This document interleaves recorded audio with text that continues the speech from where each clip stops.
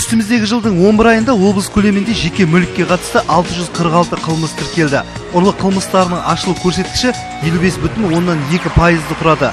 Талдау көрсеткендей 133 мүлік пәтерден ұрланған болып шықты. Автокөлік ұрлығы 11 факт, мал ұрлығы 27, ұялы телефондар 111, алтыннан жасалған металл өнімдерін жымқыру 9, адамдарды алаяқтық жолмен алдап өзгенің мүлкін иемдену бойынша 345 қылмыс тіркелсе, тонау 201, қарақшылық 43, темір тұлпарды айдап әкету бойынша 42 дерегі орын алған. Но у нас наблюдается рост мошеннических действий.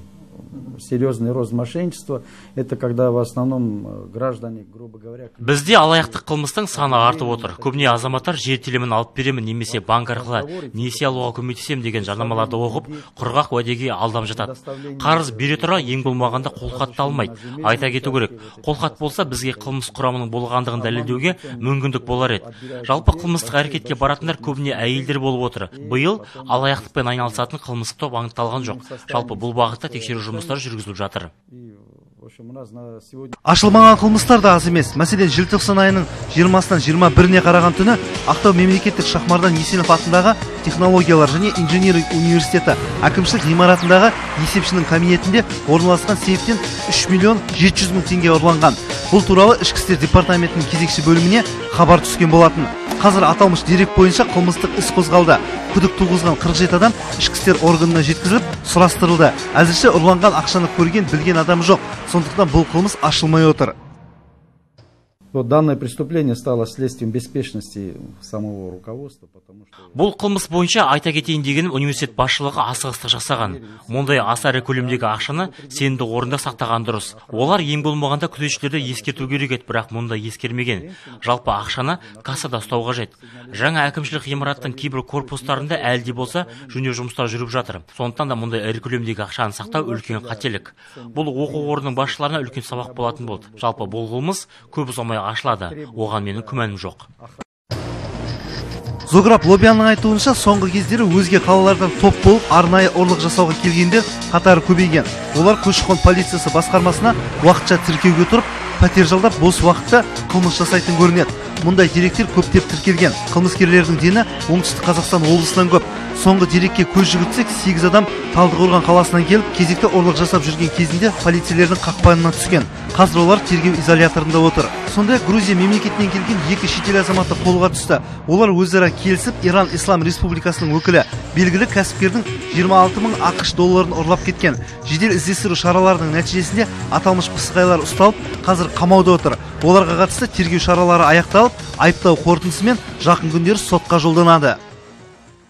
Оставляет крупные суммы денег в машине. Кейде азаматтардың өздері жауапкершілікті ұмытады, ірі көлемдегі ақшаны автокөлікте қараусыз тастап кетеді. Ал ұрылар болса осындай мүмкіндікті пайдаланады. Мәселен, осыдан 2 ай бұрын 15 ақшамадан 4-ші үй тұрғыны өзінің 8 миллион теңгесінен айырылып қалғанын жөнінде айтып, бізге арызданған болатын. Көп ұзамай бұл қылмысқа қатысы бар 3 адамды қолға түсірдік.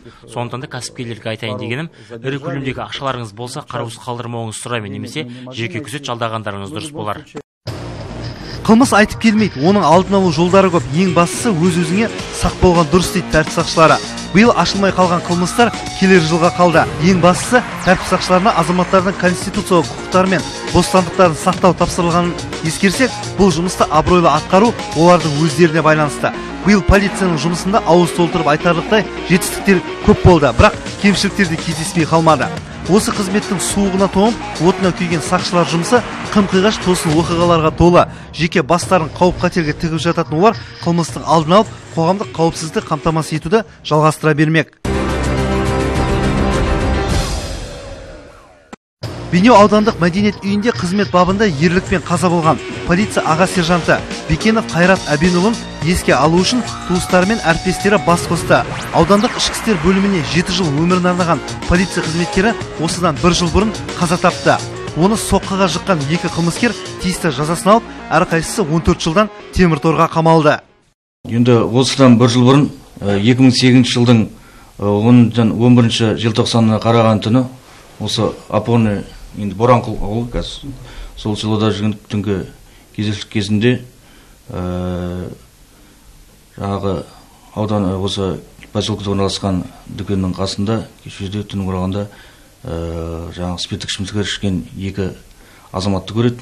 Содан кейін азаматтары келіп сіздер қоғамдық мына жерде тәртіпті бұзып отырсыздар, осы жерден шығуға болмайды, үйлеріңізге тараңыздар деп ескертіп жасайды.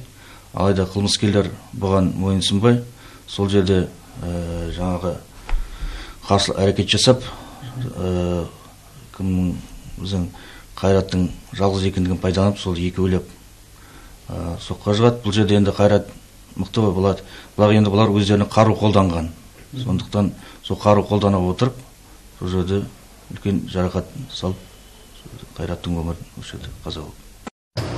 Қайрат Бекеновтың ерлігін ескеріп, Қазақстан Республикасы президентінің 2009 жылғы 4 желтоқсанындағы нөмірі 898 жарлығымен 3 дәрежелі айбын ордені батырдың жанұясына табысталды.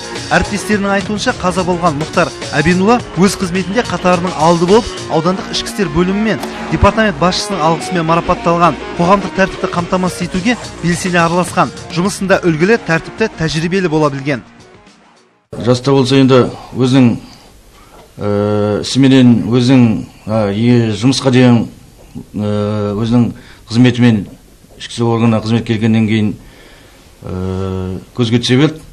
Жаңағы кеңес өзінің Қазақстан Республикасының қарулы күштерінен 2001 жылы келгеннен кейін біздің ішкі істер органында қызмет жасауға өзінің ниетін білдірді.